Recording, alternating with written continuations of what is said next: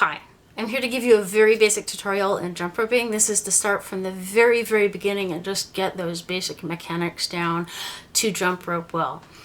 As always, please take your time with this. I'm going to show you all of the techniques and practices that you can do, but listen to your body.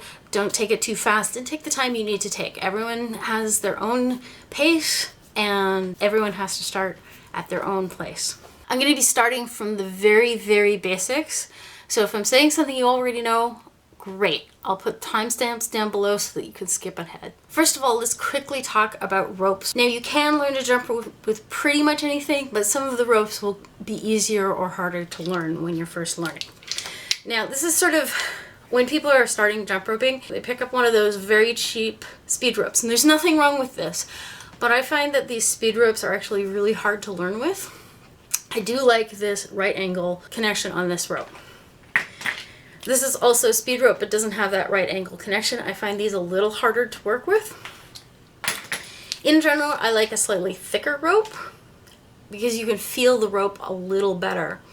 My favorite right now is this rope here because it has that really nice 90-degree connection. And the rope has a little bit of thickness to it so you can feel it, and the adjustment is non-destructive, so if you're trying to figure out what length you need, you can kind of adjust it back and forth, whereas some of these you have to cut the rope. The next important thing before you start is rope length. There's a few different ways that people measure these. It's a little bit of a preference, but this is basically the generic way of doing it, which is bring it to your armpits. But it's actually going to depend a lot on your own technique. People like longer or shorter ropes depending. But the basic thing is that you want the rope to be long enough so that it's nice and flat as it hits the ground, but it doesn't hit the ground like way in front of you or it's not going to travel under your feet correctly. Before we even begin to worry about jumping, let's talk about our wrists. So you want your wrists to be making small motion. You don't want to use your whole hand. You don't want to be whipping the rope around like this.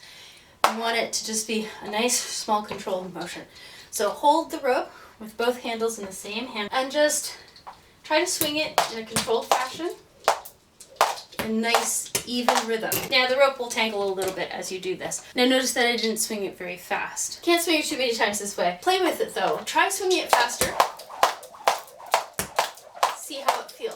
We're really trying to get that small wrist action close to your hip. Now let's talk about our jump. You shouldn't jump too high. You just need to jump high enough or long enough for the rope to get under your feet. Now notice I said long enough, not high enough. One of the mistakes that a lot of people do, especially if they're trying to really, really jump high, is that they'll pick their feet up way up high like that. You want a nice, controlled, straight up and down, almost no knees. You want to use just enough knee to get a good bounce, and you want to stay on the balls of your feet, but don't point your toes. Try to also keep your hands nice and still next to the side of your body while you jump. And try not to either jump forward or jump backward. So the other thing about the jump is you want to keep your feet close together. So what not to do is to jump and have your feet land very, very wide.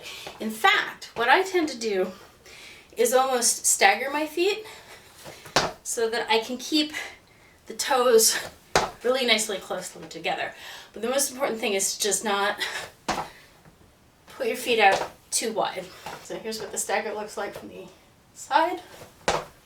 So practice your jump for a little bit. Just work on everything I said. Keep those hands still, keep the feet together, and just focus on a nice jump that comes from your calves and minimal extra movement, if that makes sense. You just don't want too much extra going on. Once you have that jump down and it's feeling good, we're going to start trying to jump in rhythm. Feel free to start nice and slow, but try to keep a nice, good rhythm. There's a number of different rhythms you can use for jump roping. You can go super slow if you can control the rope, and you can go super, super fast, and then you don't have to jump as high. But I find super, super fast very, very hard. Pick a nice rhythm that works for you. Just realize that you're going to have to move the rope at that same speed. So the rhythm I kind of like to shoot for is about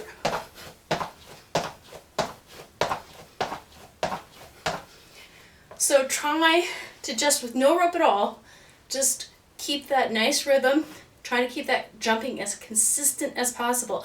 So make sure that you're not like all over the place, keeping those hands nice and still. You can even mimic having a rope in your hands. After that feels comfortable, let's do some rope work. First of all, make sure your rope is as untangled as possible, because any twist or tangle you have in your rope is going to make things a million times harder. So get it nice and straight so it makes a nice little happy space. Let's try doing one jump. So nice and still hands, and just let the rope fall. The biggest thing here is that you want to work on your timing. You only have to jump as high and at the right time as you need to land just after the rope has passed under you. But you can do a really slow rope and jump very, very late. Let's try that really, really slow rope. So you're going to bring it over just enough that it just comes over your head. And I want you to feel how late you can wait to do that jump. Let's see if we can string a few jumps together. You don't have to go fast. You only have to go as fast as you need to swing the rope over your head. This means that you can jump very, very slowly as long as you can control that rope.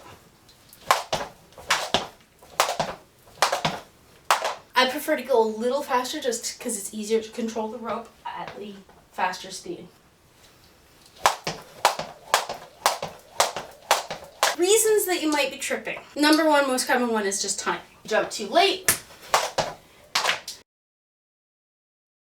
So if you jump too soon, if you put your feet apart,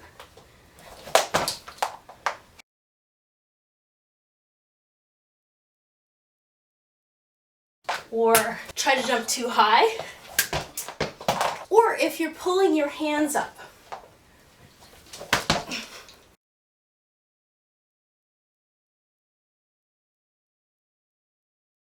So I hope you found this useful. Please remember to always go at your own speed, listening to your body, and I hope that you can get to the place where you want to get with your jump roping. Let me know down in the comments if there's something I missed or if you're still having a problem. I'm glad to help as much as I can. Keep moving, keep doing, and thanks for watching.